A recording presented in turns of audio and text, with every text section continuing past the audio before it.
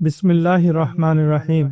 সম্মানিত দর্শক মণ্ডলী, আসসালামু আলাইকুম ওয়া রাহমাতুল্লাহি ওয়া বারাকাতুহু। বিয়ে বা নিকাহ শুনতে সাধারণ একটা সামাজিক বন্ধন মনে হলেও আপনি কি জানেন এর পেছনে লুকিয়ে আছে এক অলৌকিক মহাজাগতিক জাদু?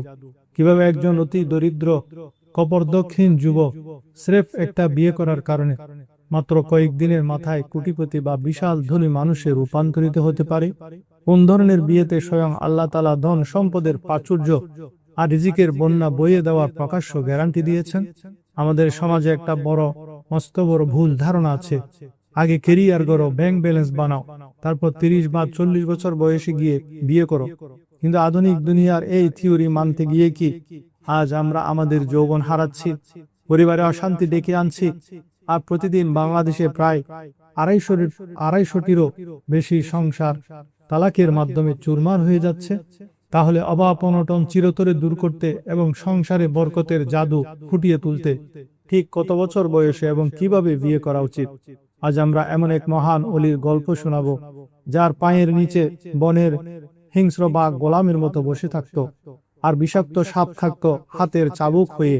কিন্তু আশ্চর্যের বিষয়, তার এই অলৌকিক ক্ষমতার রহস্য কোনো কঠিন জিকির বা সারা রাত জেগে আবাদত করাই ছিল না, বরং লুকিয়ে ছিল তার ঘরের এক অবিশ্বাস্য ত্যাগের ভেতর। আজ আমরা জানবো মদিনার সেই অবহেলিত রূপহীন সাহাবীর গোপন রহস্য, যার বাজারে কোনো দামই ছিল না, অথচ স্বয়ং বিশ্বনবী সাল্লাল্লাহু আলাইহি ওয়াসাল্লাম নিজ হাতে তার লাশ কবরে নামিয়ে বলেছিলেন, ও আমার আর আমিও। আর তার মৃত্যুর পর তার স্ত্রী কিভাবে মদিনার সবচেয়ে ধনী নারীতে পরিণত হয়েছিলেন। জান্নাতে হুর, রাজকীয় প্রাসাদ, সুস্বাদু ফলমূল সব থাকার পরও কেন হযরত আদম আলাইহিস সালাম আল্লাহর কাছে একজন নারীর সান্নিধ্য চেয়েছিলেন? কেন মানুষের তৈরি করা সিনেমা নাটক আপনার দাম্পত্য জীবনকে ধ্বংসের মুখে ঠেলে দিচ্ছে? প্রিয় দিনী ভাইরা, আজ আমরা জানবো মদিনার সেই গোপন ফর্মুলা, যা আপনার সংসারকে শুধু বরকতময়ী করবে না, বরং আপনার ঘর থেকে জন্ম নেবে বড় পীর আব্দুল কাদের জিলানী কিংবা ইমাম হাসান হোসাইনের মতো আদর্শবান সন্তান। আজকের ভিডিওটি আপনার জীবনের এবং আপনার পরিবারের মুখ চিরতরে ঘুরিয়ে দিতে পারে। তাই একটি সেকেন্ডও মিস না করে হৃদয়ের কান পেতে শুনুন আজকের এই বিশেষ আয়োজন। আমার প্রিয় নবী সাল্লাল্লাহু আলাইহি ওয়াসাল্লাম, ওনার আশেক ও দেওয়ানা ভাইয়েরা, ইসলামী নিকাহ বা বিয়ে কেবল একটি পারিবারিক বন্ধন নয়, বরং এটি একটি স্বতন্ত্র ইবাদতের মর্যাদা রাখে। আমাদের ধর্মে বিয়ে করার জন্য বিশেষভাবে উৎসাহিত করা হয়েছে। পৃথিবীর অন্য কোনো ধর্মে বিয়ের এমন সুউচ্চ মাকাম বা মর্যাদা নেই যা ইসলাম প্রদান করেছে। এর বড় কারণ হলো হযরত আদম আলাইহিস সালাম থেকে শুরু করে আমাদের প্রিয় নবী সাল্লাল্লাহু আলাইহি ওয়াসাল্লাম পর্যন্ত এমন কোন নবী রাসূল অতিবাহিত হননি যিনি বিয়ে করেননি। ব্যতিক্রম শুধু একজন, হযরত ঈসা আলাইহিস সালাম। তাকে মাত্র 35-36 বছর বয়সে জীবিত অবস্থায় আসমানে তুলে নেওয়া হয়েছিল। কিন্তু কিয়ামতের আগে তিনি যখন পুনরায় এই পৃথিবীতে অবতরণ করবেন, তখন তিনিও বিয়ে করবেন এবং তার সন্তানাদিও হবে। এর অর্থ দ্বারায় বিয়ে সমস্ত নবী রাসূলগণের একটি পবিত্র সুন্নত। আল্লাহর কি শান! জান্নাতে হুরদের রূপ লাবণ্য আছে, থরে থরে সাজানো বাগান আছে, সুস্বাদু ফলমূল আছে, নহর ও নদীর কলকাকলি আছে, রাজকীয় প্রাসাদ আছে, সবই আছে। কিন্তু বাবা আদম আলাইহিস সালামকে জিজ্ঞেস করুন, জান্নাতের সমস্ত নিয়ামত উপস্থিত থাকার পরও তিনি আল্লাহর দরবারে আরজ করেছিলেন, হে আল্লাহ, তোমার জান্নাতে সব আছে, কিন্তু আমার মতো কেউ নেই। আমার একজন জীবন সঙ্গী চাই, একজন শরীদ ও দরদী সঙ্গী চাই। একটু ভেবে দেখুন, নারীর সান্নিধ্য ছাড়া স্বয়ং জান্নাতকেও মানুষের কাছে অসম্পূর্ণ মনে হয়েছিল। হযরত আদম আলাইহিস সালাম জান্নাতে থেকেও জীবন সঙ্গিনী চেয়ে প্রমাণ করেছেন যে জান্নাতের হুরেরা মানুষের মনে সে অনাবিল শান্তি ও তৃপ্তি দিতে পারে না যা একজন পুণ্যময়ী স্ত্রী তার স্বামীকে এনে দিতে পারে। আল্লাহ চাইলে তো কুন হয়ে যাও বলেই হাওয়া আলাইহিস সালামকে সৃষ্টি করে দিতে পারতেন, কিংবা আদমের মতো নতুন মাটি দিয়েও বানাতে পারতেন। কিন্তু কুদরতের কারিশমা দেখুন, আল্লাহ তাআলা আদম আলাইহিস সালামের উপর একটি তন্দ্রা বা ঘুমাচ্ছন্নতা ভাব ফিরিয়ে আনলেন এবং তার বাম পাশের পাঁজরের হাড় থেকে মা হাওয়াকে সৃষ্টি করলেন। হে মুসলমান ভাইয়েরা, এই অনন্য চিরন্তন সত্যটি কেবল ইসলাম ধর্মে রয়েছে। নারী যদি হাতের আঙ্গুল থেকে তৈরি হতো, তবে মানুষ তাকে আঙ্গুলের ইশারায় নাচাতো। কুদরত বুঝিয়ে দিল, নারী আঙ্গুলের ইশারায় নাচার জিনিস নয়। নারী যদি পায়ের নখ থেকে তৈরি হতো, মানুষ তাকে পায়ের নিচে পিষে ফেলতো। কুদরত বলল, নারী পায়ের দলিত হওয়ার মতো কোনো বস্তু নয়। আবার মাথার চুল থেকে তৈরি হলে মানুষ তাকে মাথায় চড়িয়ে রাখত। কুদরত এটাও স্পষ্ট করল, কাকে মাথায় চড়িয়ে অন্ধ হওয়াও ঠিক নয়। আল্লাহ তাআলা বাম পাশের পাঁজরের হাড় থেকে অর্থাৎ হৃৎপিণ্ডের কাছাকাছি স্থান থেকে নারীকে সৃষ্টি করে বিশ্ববাসীকে বার্তা দিলেন, আমি স্ত্রীকে বানিয়েছি হৃদয়ের গভীরে আগলে রাখার জন্য, সে তো ভালোবাসার ধন। ফকি আবুল্লাহ সমরকন্দি রহমতুল্লাহ আলাইহি লিখেছেন, যে ব্যক্তি স্ত্রীর মর্যাদা দেয় না সে অত্যন্ত নিকৃষ্ট ও কমিনা। আর শরীফ বা ভদ্র সে যে নিজের স্ত্রীকে ভালোবাসে এবং সম্মান করতে জানে। ভদ্রলোক জানার উপায় কেবল মাথায় লম্বা টুপি, হাতে তাসবিহ, সারাদিন রোজা আর সারা রাত ইবাদত করানো। যদি কেউ এসব করার পরও ঘরে গিয়ে স্ত্রীর সাথে গালিগালাজ আর দুর্ব্যবহার করে, সে কখনোই শরীফ বা ভালো মানুষ হতে পারে না। নবীজি স্পষ্ট ভাষায় বলেছেন, খাইরুকুম খাইরুকুম লিআহলিহি, তোমাদের মধ্যে সেই ব্যক্তি সর্বোত্তম, সবচেয়ে উত্তম যে তার স্ত্রীর কাছে উত্তম। তিরমিজি শরীফের 3895 নম্বর হাদিস। এবং সাথে সাথে তিনি এও বলেছেন, আমি তোমাদের সবার চেয়ে আমার স্ত্রীদের সাথে উত্তম ও সদয় আচরণ করি। আমাদের প্রিয় নবী সাল্লাল্লাহু আলাইহি ওয়াসাল্লাম উম্মুল মুমিনিন হযরত খাদিজাতুল কুবরা রাদিয়াল্লাহু তাআলা আনহার ওফাত বা মৃত্যুর পরেও তাকে কোনোদিন ভুলেননি। যখনই ঘরে কোনো বকরি জবাই করা হতো, নবীজি বলতেন, আগে খাদিজার বান্ধবীদের ঘরে গোশত পাঠিয়ে দাও, তারপর আমার ঘরে রান্না হবে। সুবহানাল্লাহ। আজ আমাদের ঘরের স্ত্রী একটু অসুস্থ হলেই আমরা তাকে বাপের বাড়ি পাঠিয়ে দিই, অথচ আপনি নিজে অসুস্থ হলে আপনার স্ত্রী কি কখনো এমন আচরণ করত? আমার তরুণ ভাইদের বলবো, টিভির নাটক সিনেমা দেখে স্বামী স্ত্রীর সম্পর্ক কেমন হওয়া উচিত তা শিখবেন না। যদি সত্যিকারের দাম্পত্য প্রেম ও আদর্শ শিখতে হয়, তবে মদিনার তাজদার নবী করিম সাল্লাল্লাহু আলাইহি ওয়াসাল্লামের পবিত্র জীবনী দেখো। হযরত ওমর রাদিয়াল্লাহু তাআলা আনহু বলেন, সক্ষম ব্যক্তির জন্য বিবাহ না করাটা অন্যায় বা পাপের লক্ষণ। বিবাহ করলে সন্তান হবে আর সেই সন্তান আপনার জন্য দোয়া করবে। হযরত আব্দুল্লাহ ইবনে আব্বাস রাদিয়াল্লাহু তাআলা আনহু বলেন, তোমাদের মধ্যে যে ব্যক্তি ইবাদতকারী, তার ইবাদত ততক্ষণ পর্যন্ত পূর্ণতা পায় না যতক্ষণ না সে বিবাহ করে। বিবাহকে সহজ করা গেলে জেনা ব্যভিচার কমে যাবে। একদিন এক দরিদ্র সাহাবী এক নারীকে বিয়ের কথা বললেন। নবীজি তাকে জিজ্ঞেস করলেন, মোহরানা কি দেবে? সে বলল, আমার কাছে কিছু নেই। নবীজি বললেন, দেখো ঘরে একটি লোহার আংটি হলেও পাও কিনা। সে ঘরে গিয়ে কিছুই পেল না। তখন সে বলল, আমার গায়ের এই চাদরটি ছাড়া আর কিছুই নেই। তখন নবীজি বললেন, তুমি কি সূরা জানো? সে বলল, জানে। তখন নবীজি তাকে সেই সূরাগুলি মহিলাকে শিক্ষা দেওয়ার বিনিময়ে বিবাহ দেয়। এভাবে আমাদের জন্য ইসলাম বিবাহকে সহজ করেছেন। কিন্তু আমরা ক্যারিয়ার গঠন করতে করতে 40 বছর পার করে তারপর বিয়ে করি।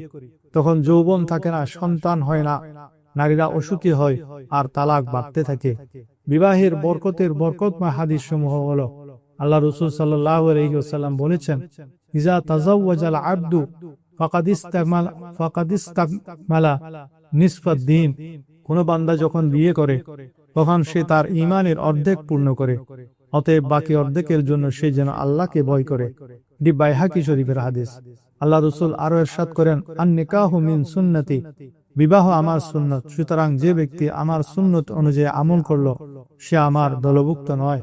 3 নম্বর হাদিস হলো আল্লাহর পক্ষ থেকে সাহায্য পাওয়ার গ্যারান্টি। রাসূলুল্লাহ সাল্লাল্লাহু আলাইহি ওয়াসাল্লাম বলেছেন, 3 ব্যক্তিকে সাহায্য করা আল্লাহর কর্তব্য।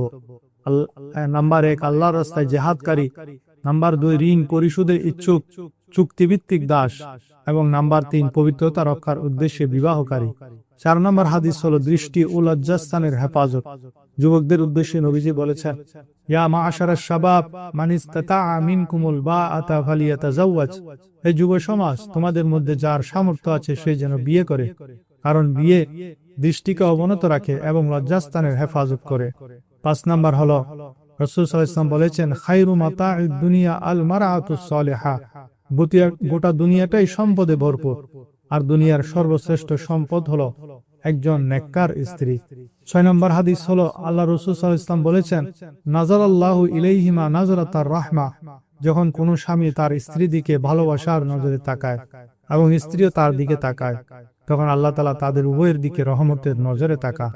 রাসূলুল্লাহ সাল্লাল্লাহু আলাইহি ওয়াসাল্লাম আরো বলেছেন, আলতামিসুর রিজকা বিন নিকাহ। তোমরা বিবাহের মাধ্যমে রিজিক অন্বেষণ করো, অর্থাৎ বিবাহ করলে আল্লাহ রিজিক বাড়িয়ে দেন। রাসূলুল্লাহ সাল্লাল্লাহু আলাইহি ওয়াসাল্লাম স্পষ্টভাবে জানিয়ে দিয়েছেন যে সহজ ও অনাড়ম্বর বিয়ের মাঝেই আল্লাহর সবচেয়ে বেশি বরকত নিহিত রয়েছে। হাদিসে এসেছে, নিশ্চয়ই সেই বিয়ে সবচেয়ে বেশি বরকতময় যা সবচেয়ে সহজ এবং কম খরচে সম্পন্ন হয়। বিয়েতে অতিরিক্ত দেনমোহরের প্রতিযোগিতা না করা, অযথা আলোকসজ্জা, গায়ে হলুদ বা অপচয়মূলক সামাজিক রেওয়াজ পরিহার করে যত সহজে সুন্নত তরিকায় বিয়ে সম্পন্ন করা যাবে, সেই দাম্পত্য জীবনে আল্লাহ রহমত ও বরকত তত বেশি বাড়িয়ে দেবেন। ইসলামের বিখ্যাত ফকিহ ইমাম আবু হানিফা রহমতুল্লাহ আলাইহির দরবারে একবার এক যুবক এসে আক্ষেপ করে বলল, হুজুর, আমি খুবই দরিদ্র, দিনে আনি দিনে খাই, কোনো বরকত পাই না, আমার অভাব দূর করার কোনো আমল বা পথ বলে দিন। ইমাম আবু হানিফা রহমতুল্লাহ আলাইহি তাকে দেখে মুস্কি হেসে বললেন, তুমি বিয়ে করে নাও। যুবকটি বড় আশা নিয়ে এসেছিল কোনো ওজিফা বা দোয়ার কথা শুনবে, কিন্তু বিয়ের কথা শুনে সে কিছুটা দমে গেল। তবে পণ্ডিত ইমামের কথা ফেলে দিতে না পেরে সে বিয়ে করলো। কিছুদিন পর যুবকটি আবার এসে বলল, হুজুর, বিয়ে তো করলাম, কিন্তু অভাব তো পুরোপুরি গেল না। ইমাম আবু হানিফা রহমতুল্লাহ আলাইহি দৃঢ়তার সাথে বললেন, তাহলে তুমি আরেকটি বিয়ে করো। যুবকটি আল্লাহর উপর ভরসা করে দ্বিতীয় বিয়ে করলো। অলৌকিকভাবে দ্বিতীয় স্ত্রীর পরিবার বা তার মাধ্যমে এমন কিছু ওসিলা তৈরি হলো যে যুবকটির ব্যবসার পথ খুলে গেল এবং তার অলসতা দূর হয়ে সে কাজে অত্যন্ত বরকত পেতে শুরু করলো। অল্প কিছুদিনের মধ্যেই সে তার এলাকার একজন নামকরা ধনী মানুষে রূপান্তরিত হলো। সে বুঝতে পারল ইমামের এই পরামর্শ ছিল কোরআনের সেই শাশ্বত বাণীর প্রতিফলক। ওয়া আনকিহুল আয়ামা মিনকুম ওয়াস-সালিহিনা মিন ইবাদিকুম ওয়া ইমাইকুম ইন ইয়াকুনু ফুকারা ইউগনিয়াহুমুল্লাহু মিন ফাদলিহি ওয়াল্লাহু ওয়াসিউন আলিম। অর্থাৎ তোমরা তোমাদের মধ্য থেকে অবিবাহিত নর নারীদের এবং তোমাদের সৎকর্মশীল দাস দাসীদের বিবাহ সম্পাদন করো। তারা যদি অভাবী বা দরিদ্র হয়, তবে আল্লাহ নিজ অনুগ্রহে তাদেরকে ধনী বানিয়ে দেবে। আল্লাহ তো প্রাচুর্যময় এবং সর্বজ্ঞ। সূরা নূরের 32 নম্বর আয়াত। হযরত জুলাইবিব রাদিয়াল্লাহু তাআলা আনহু ছিলেন মদিনার একজন অত্যন্ত দরিদ্র এবং বাহ্যিকভাবে দেখতে সাধারণ, অনেকের মতে কৃষ্ণাঙ্গ ও খাটো সাহাবী। তার কোনো বংশীয় প্রভাব বা সম্পদ ছিল না। একদিন নবীজি তাকে বললেন, হে জুলাইবিব, তুমি বিয়ে করবে না? জুলাইবিব রাদিয়াল্লাহু আক্ষেপ করে বললেন, ইয়া রাসূলুল্লাহ, আমার মতো দরিদ্র ও রূপহীন মানুষকে কে মেয়ে দিবে? বাজারে তো আমার কোনো দামই নেই। নবীজি বললেন, কিন্তু আল্লাহর কাছে তোমার অনেক দাম। এরপর নবীজি মদিনার এক আনসারী সম্ভ্রান্ত সাহাবীর ঘরে জুলাইবিবের জন্য বিয়ের প্রস্তাব পাঠালেন। আনসারী সাহাবী নবীজিকে দেখে অত্যন্ত খুশি হলেন, কিন্তু পাত্র জুলাইবিব শুনে থমকে গেলেন। তিনি তার স্ত্রীর সাথে পরামর্শ করতে গেলেন। স্ত্রীও জুলাইবিবের নাম শুনে কেঁদে ফেললেন এবং বললেন, নবীজি কি আর কাউকে পেলেন না? আমরা জুলাইবিবের কাছে মেয়ে দেব না। যখন মা বাবা দ্বিধাদ্বন্দ্বে ভুগছিলেন, তখন তাদের পর্দার আড়াল থেকে তাদের গুণবতী ও দিনদার কন্যা বলে উঠলেন, তোমরা কি আল্লাহ রসুলের প্রস্তাব ফিরিয়ে দিতে চাও? রাসূলুল্লাহ সাল্লাল্লাহু আলাইহি ওয়াসাল্লাম যা পছন্দ করেছেন তাতে আমার সম্মতি আছে। ওনার ফয়সালা কখনো আমার ক্ষতি করবে না। কন্যার এমন দিনদারি দেখে বাবা মা রাজি হলেন এবং নবীজি নিজে দাঁড়িয়ে জুলাইবিবের সাথে সে মেয়ের বিয়ে দিলেন। নবীজি সেই দম্পতির জন্য দোয়া করেছিলেন, হে আল্লাহ, তাদের জীবনে কল্যাণের বন্যা বইয়ে দাও এবং তাদের জীবনকে কষ্টকর করো না। বিয়ের অল্প কিছুদিনের পরেই এক যুদ্ধে জুলাইবিব রাদিয়াল্লাহু তাআলা আনহু বীরত্বের সাথে লড়াই করে শহীদ হন। যুদ্ধ শেষে নবীজি নিজ হাতে তার লাশ কবরে নামান এবং বলেন, জুলাইবিব আমার আর আমি জুলাইবিবের। পরবর্তীতে নবীজির দোয়ার বরকতে ওই আনসারী নারী মদিনার সবচেয়ে ধনী ও সচ্ছল নারীদের একজন হয়েছিলেন। আজ অত্যন্ত দুঃখের সাথে বলতে হয়, দ্বীনি শিক্ষার অভাবে আমাদের সমাজে তালাকের হার আশঙ্কাজনকভাবে বেড়ে গেছে। অনেকে রাগ করে তরকারিতে একটু লবণ বেশি হলে বা সামান্য কোনো ভুল ত্রুটি হলে স্ত্রীকে মারধর শুরু করে এবং মুখে তালাকের উচ্চারণ করে। কথায় কথায় স্ত্রীকে তালাক দেওয়া কোনো পুরুষের কাজ নয়। এটা হলো পুরোপুরি কাপুরুষতার লক্ষণ। যে আসল পুরুষ সেই স্ত্রীর রাগকে হজম করতে জানে এবং তার ভুল ত্রুটির উপর ধৈর্য ধারণ করে। 2000 থেকে 2002 সালে বছরে বাংলাদেশে তালাক হতো 6 থেকে 7,000, আর 2024-25 সালে বছরে বাংলাদেশে তালাক হয় 85 থেকে 95,000। এখন প্রতিদিন প্রায় গড়ে 22টি তালাক রেজিস্ট্রি হচ্ছে। নাউজুবিল্লাহ। কোনো গুরুতর কারণ ছাড়াই স্বামীর কাছে তালাক দাবি করা নারীদের ব্যাপারে রাসূল সাল্লাল্লাহু আলাইহি ওয়াসাল্লাম কঠোর হুঁশিয়ারি দিয়েছেন। হাদিসে এসেছে, যে কোনো নারী কোনো সুনির্দিষ্ট কারণ ছাড়াই কোনো স্বামীর কাছে তালাক প্রার্থনা করবে, তার জন্য জান্নাতের সুঘ্রাণ পর্যন্ত হারাম হয়ে যাবে। এটি তিরমিজি শরীফের 1199 নম্বর হাদিস। যারা কথায় কথায় তালাক দেন তাদের জন্য একটি শিক্ষণীয় ঘটনা আছে। বিখ্যাত সুফি সাধক হযরত শেখ আবুল হাসান খারখানী রহমতুল্লাহ আলাইহি ছিলেন এমন এক উচ্চ মাপের ওলি, যার দেওয়া জুব্বার উসিলা নিয়ে সুলতান মাহমুদ গজনবী যুদ্ধে এক বিশেষ বিজয় লাভ করেছিলেন। একবার এক বড় পণ্ডিত বা দার্শনিক তার কাছে মুরিদ হন। কিছুদিন পর পীর সাহেবের সাথে দেখা করতে সেই দার্শনিক তার বাড়িতে যান। দরজায় টোকা দিলে ভেতর থেকে পীর সাহেবের স্ত্রী অত্যন্ত কর্কশ গলায় চিৎকার করে বললেন, কোন হুজুরের কথা বলছো? ও তো ভণ্ড, বাড়িতে নেই। স্ত্রীর মুখে নিজের পীরের এমন গালি শুনে মুরিদের মনে চরম বিভ্রান্তি তৈরি হলো। তিনি যখন বাড়ির বাইরে দাঁড়িয়েছিলেন তখন আরেকজন মুরিদ এসে তাকে জানালেন যে হুজুর জঙ্গল থেকে কাঠ আনতে গেছেন। দার্শনিকটি তখন বনের রাস্তায় হুজুরের খুঁজে গেলেন। সেখানে গিয়ে তিনি যা দেখলেন তাতে তার চোখ কপালে উঠে গেল। তিনি দেখলেন স্বয়ং পীর সাহেব একটি জীবন্ত বাঘের পিঠে চড়ে আসছেন। বাঘের পিঠে কাঠের বোঝা এবং তার হাতে চাবুকের বদলে রয়েছে একটি জীবন্ত বিষাক্ত সাপ। এই অলৌকিক দৃশ্য দেখে দার্শনিকটি হুজুরের পায়ে আছড়ে পড়ে কাঁদতে কাঁদতে বললেন, হুজুর, আপনার স্ত্রী ঘরে বসে আপনাকে ভণ্ড বলে গালি দিচ্ছে, আর বনের হিংস্র পশুরা আপনার গোলামি করছে। আপনি এমন বদমেজাজি স্ত্রীকে এখনই তালাক দিয়ে দিন। হযরত আবুল হাসান খারখানী রহমতুল্লাহ আলাইহি মুস্কি হেসে বললেন, খবরদার, তার বিরুদ্ধে কোনো কথা বলো না। আজ তুমি যে আমার বাঘের পিঠে সাওয়ার হওয়া দেখছো, তার আর সাপকে চাবুক বানানো দেখছো, তা কিন্তু আমার নফল নামাজ বা রোজার কারণে হয়নি, বরং আমার স্ত্রীর দেওয়া মানসিক কষ্ট ও বদমেজাজের উপর বছরের পর বছর ধরে আমি যে মুখ বুজে সবর করেছি, আল্লাহ আমার সেই সবরের পুরস্কার হিসেবে বনের হিংস্র বাঘকে আমার গোলাম বানিয়ে দিয়েছেন। দাম্পত্য জীবনে স্ত্রীর রাগ বা বদমেজাজের বিপরীতে স্বামীর ধৈর্য ধরা উচিত। অন্যের কথা শোনার ও সহ্য করার ধৈর্য যার আছে সেই আসল পুরুষ। সবর বা ধৈর্যের পুরস্কার আল্লাহ দুনিয়া এবং আখিরাত উভয় জগতেই দান করেন। হযরত আয়েশা রাদিয়াল্লাহু তাআলা আনহা বর্ণনা করে, প্রিয় নবী সাল্লাল্লাহু আলাইহি ওয়াসাল্লাম নিজের ব্যক্তিগত কোনো কারণে তার কোনো স্ত্রীর উপর কখনো রাগ করেননি, কাউকে কোনোদিন ধমক দেননি। বরং স্ত্রীরা অসুস্থ হলে নবীজি বারবার তাদের সেবা করতেন, খোঁজ খবর নিতেন এবং ঘরের কাজ নিজ হাতে করে দিতেন। তিনি স্ত্রীদের সাথে একটু হাসি তামাশা করতেন, কখনো কখনো দৌড় প্রতিযোগিতাও খেলতেন। আর আমাদের অবস্থা হলো বাইরে সবার সাথে খুব ভালো ব্যবহার, কিন্তু ঘরে ঢোকার সাথে সাথেই মুখের অবয়ব রাগে বদলে যায়। এই স্বভাব পরিহার করতে হবে।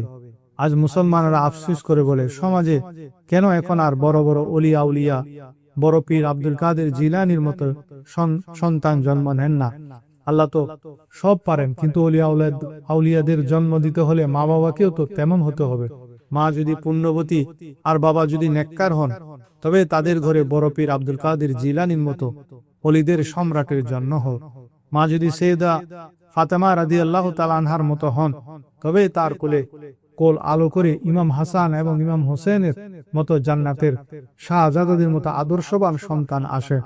ইমাম হোসেন রাদিয়াল্লাহু তাআলা আনহু কারবালার ত্যাগকে আমরা সেলুট জানাই, কিন্তু তার চেয়েও বেশি সালাম সেই পবিত্র মা ফাতেমাকে, যার নিখুঁত দ্বীনি তরবিয়ত হোসেনকে তৈরি করেছিল। আজকের অনেক মা সন্তানদের ঘুম পাড়ান মোবাইলের নোংরা গান শুনিয়ে, আর রান্না বান্না করেন কানে ইয়ারফোন গুঁজে দিয়ে। পক্ষান্তরে মা ফাতেমা রাদিয়াল্লাহু তাআলা আনহা যখন ঘরে যাতা পেশন করতেন এবং সন্তানদের দোলনা দোলাতেন, তখন তার মুখে সারাক্ষণ আল্লাহর কোরআনের তেলাওয়াত থাকত। মেয়েদের চরিত্র ও আমল এমন হলে তবেই না সেই ঘরে ওলি আউলিয়ার আগমন ঘটবে। তাই পুরুষদের প্রতি পরামর্শ, বিয়ের জন্য কেবল বাহ্যিক রূপ খুঁজবেন না, মেয়ের চরিত্র, দ্বীনদারি ও আমল দেখুন। আর মা বোনদের বলবো, আপনারাও ছেলের বাহ্যিক রূপ বা স্মার্টনেস দেখে ধোঁকা খাবেন না। আজকাল অনেক ছেলে রং চঙে জামা কাপড় পরে বাইক নিয়ে ঘুরে বেড়ায়, কিন্তু বাস্তবে সে জুয়া, আড্ডা আর মোবাইলে মগ্ন এক নিকম্ম মানুষ। রূপ নয়, ছেলের ভেতরের আখলাক, চরিত্র ও দিনদারি দেখে জীবন সঙ্গী নির্বাচন করুন। দাম্পত্য জীবনকে বরকতময় করতে হলে কৃত্রিম রূপ ও আধুনিক সিনেমার মায়া ছেড়ে মদিনার আদর্শে ফিরতে হবে, যেখানে পুরুষের জন্য স্ত্রীর প্রতি সর্বোচ্চ নম্রতা ও ধৈর্য ধরা উত্তম পুরুষ হওয়ার মাপকাঠি। যেমনটি হযরত আবুল হাসান খারখানী রহমতুল্লাহ আলাইহি দেখিয়েছেন, তেমনি নারীদের জন্য স্বামীর অল্প উপার্জনে সন্তুষ্ট থেকে আল্লাহর আনুগত্য করা জান্নাতের চাবিকাঠি, যেমনটি সৈয়দা ফাতেমা রাদিয়াল্লাহু তাআলা আনহা দেখিয়েছেন। বাহ্যিক সৌন্দর্যের চেয়ে আত্মিক দিনদারি দেখে জীবন সঙ্গী নির্বাচন এবং পারস্পরিক অধিকার রক্ষাই পারে একটি সুখী পরিবার ও অলি আউলিয়া গড়ার আদর্শ সমাজ উপহার দিতে। প্রিয় ভাই বোনেরা, এতক্ষণের পুরো আলোচনা থেকে আমরা যে সত্যটি জানতে পারলাম তা হলো ইসলামে বিয়ে কোনো বোঝা নয়, বরং এটি রিজিকের দরজা খুলে যাওয়ার এবং ঈমান পূর্ণ করার এক অলৌকিক চাবিকাঠি। যদি আমরা আমাদের জীবন থেকে অভাব অনটন দূর করতে চাই, সংসারকে শান্তিময় করতে চাই এবং আমাদের ঘরকে আউলিয়াদের চারণভূমি বানাতে চাই, তবে আমাদের আজকের এই পুরো ভিডিওর মূল 4টি আমল জীবনে বাস্তবায়ন করতে হবে। প্রথমত, কেরিয়ারের গোলকধাতায় পড়ে যৌবন পার না করে সঠিক বয়সে সুন্নতি তরিকায় বিয়ে করার সাহস করা। দ্বিতীয়ত, বিয়ের খরচ ও দেনমোহরকে যতটা সম্ভব সহজ এবং অপচয় মুক্ত রাখা, যাতে আল্লাহর বরকত সরাসরি ঘরে নেমে আসে। তৃতীয়ত, পুরুষদের জন্য সবচেয়ে বড় আমল হলো ঘরের স্ত্রীর রাগের বিপরীতে হযরত আবুল হাসান খারখানী রহমতুল্লাহ আলাইহির মতো মুখ বুজে ধৈর্য ও সবর ধারণ করা, যা মানুষকে আল্লাহর ওলি বানিয়ে দেয়। এবং চতুর্থত, মা বোনদের জন্য আমল হলো হযরত ফাতেমা রাদিয়াল্লাহু তাআলা আনহা এবং জুলাইবিব রাদিয়াল্লাহু তাআলা আনহুর স্ত্রীর মতো অল্প উপার্জনে সন্তুষ্ট থেকে ঘরে কোরআনের পরিবেশ ধরে রাখা। আসুন আধুনিক সিনেমার কৃত্রিম রূপ আর লোক দেখানো সংস্কৃতির মায়া ত্যাগ করে আমরা মদিনার সেই খাঁটি আদর্শে ফিরে যাই। আল্লাহ তাআলা আমাদের প্রতিটি পরিবারকে মহব্বত, রহমত এবং বরকতে ভরিয়ে দিন, আমিন। আজকের এই আলোচনাটি যদি আপনার হৃদয়ে বিন্দুমাত্র আলোড়ন সৃষ্টি করে থাকে, তবে ভিডিওতে একটি লাইক দিন এবং কমেন্ট বক্সে আমিন লিখে আপনার মূল্যবান মতামত আমাদেরকে জানান। আর এমন সব ঈমান দীপ্ত ভিডিও নিয়মিত পেতে আমাদের চ্যানেলটি সাবস্ক্রাইব করে পরিবারের একজন হয়ে যান। আজ এ পর্যন্তই, দেখা হবে পরবর্তী কোনো ভিডিওতে। আসসালামু আলাইকুম ওয়া রাহমাতুল্লাহ।